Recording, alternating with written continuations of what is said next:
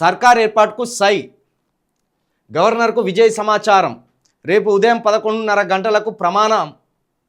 అవకాశం ఇవ్వాలని గవర్నర్కు అభ్యర్థన. ఆచితూచి స్పందించిన అర్లేకర్. సంఖ్యాబలం చూపించాకే ఆహ్వానంపై నిర్ణయం. విజయ్ని కలిసేది అప్పుడే అని స్పష్టీకరణ. టీవీకే శాసనసభ పక్షనేతగా విజయ్ ఎన్నిక. మెజార్టీకి 10 సీట్ల దూరంలో ఆ పార్టీ. కాంగ్రెస్, పీఎంకే, వీసీకే లెఫ్ట్తో చర్చలు. మంత్రి పదవులు ఇస్తామని హామీ. విజయ్ మాతో మాట్లాడారు. వేణుగోపాల్, ఏది కేసీ వేణుగోపాల్ గారు. సీఎం పదవికి స్టాలిన్ రాజీనామా ఆమోదం. 118 సీట్లు వస్తే అక్కడ మ్యాజిక్ ఫిగర్ దాటినట్టు, ఏది తమిళనాడులో. కానీ విజయ్ గారికి ఏమైంది, 108 దగ్గరికి వచ్చి విజయ్ గారి పార్టీ ఆగిపోయింది. అంటే ఇంకొక 10 సీట్లు కావాలి. ఈ 10 సీట్లకు సంబంధించి ఆల్రెడీ చర్చలు కూడా ముగిసినట్టు తెలుస్తుంది. ఎందుకంటే విజయ్ గారికి రాహుల్ గాంధీ గారు స్వయంగా ఫోన్ చేసి మేము మీకు మద్దతు ఇస్తామని, మా సీట్లను మీకు ఇస్తామని ఒక మాటను కూడా చెప్పినట్టు తెలుస్తుంది. అదేవిధంగా అక్కడ లోకల్ పార్టీలు పీఎంకే పార్టీ కావచ్చు, వీసీకే విముక్త చిరుతల కక్షి అని ఒక పార్టీ ఉన్నది. తోర్ తిలవరన్ గారు ఆ పార్టీకి అధ్యక్షుడు.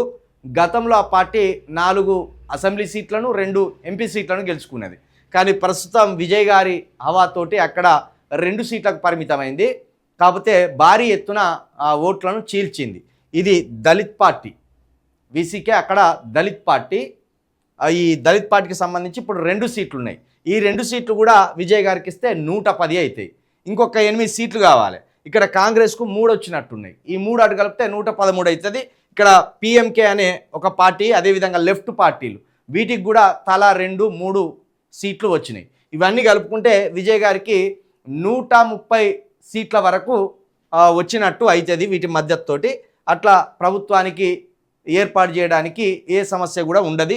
మొత్తానికి విజయ్ ప్రమాణ స్వీకారం చేయడానికి కావలసిన అన్ని సీట్లు సరిపోయేటట్టున్నాయి. అన్నీ కూడా లైన్ క్లియర్ అయినట్టుగానే తెలుస్తున్నది. ఇక విజయ్ తోటి ఇప్పటికే కాంగ్రెస్కి సంబంధించిన అధిష్టానానికి సంబంధించిన సభ్యులు కూడా టచ్లోకి వెళ్ళిండ్రు.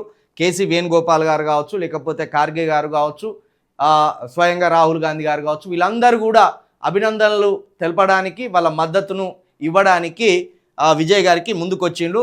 ఎన్నికల ప్రచారంలోనే విజయ్ గారు స్పష్టంగా ఒక మాట చెప్పిండ్రు.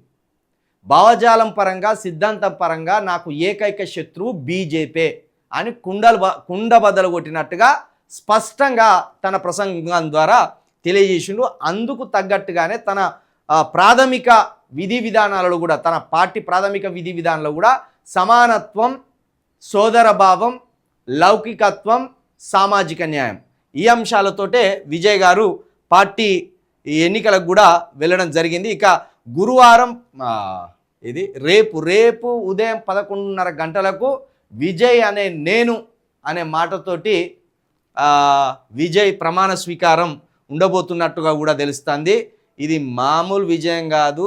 54 సంవత్సరాల చరిత్రను విజయ్ గారు కేవలం 2 ఏళ్లలో, 54 సంవత్సరాల చరిత్రను విజయ్ గారు 2 ఏళ్లలో సాధించి చూపించిండ్రు. ఇది గొప్ప విజయంగా తమిళనాడు రాజకీయ చరిత్రలో శాశ్వతంగా నిలిచిపోతుంది. అదేవిధంగా భారతదేశ రాజకీయ చరిత్రలో కూడా శాశ్వతంగా నిలిచిపోతుంది.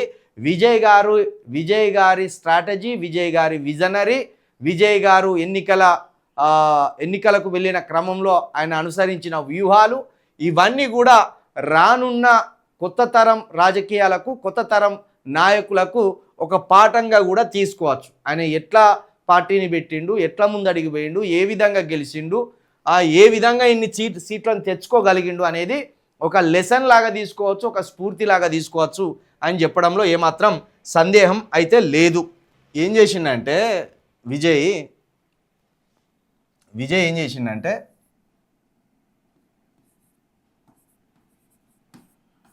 రెండు 2024లో పార్టీ పెట్టిండు. విజయ్ లాగా ఫాలోయింగ్ ఉంటే సరిపోదు, విజయ్ లాగా విజనరీ కూడా ఉండాలి. పార్టీ పెట్టంగానే సరిపోదు. మనకు కోట్లాది అభిమానులు ఉన్నారు, మనం కనిపించగానే వెర్రి గోలలు పెట్టి వెర్రి వీలలు వేసే అభిమానులు ఉన్నారు అనుకుంటే సరిపోదు.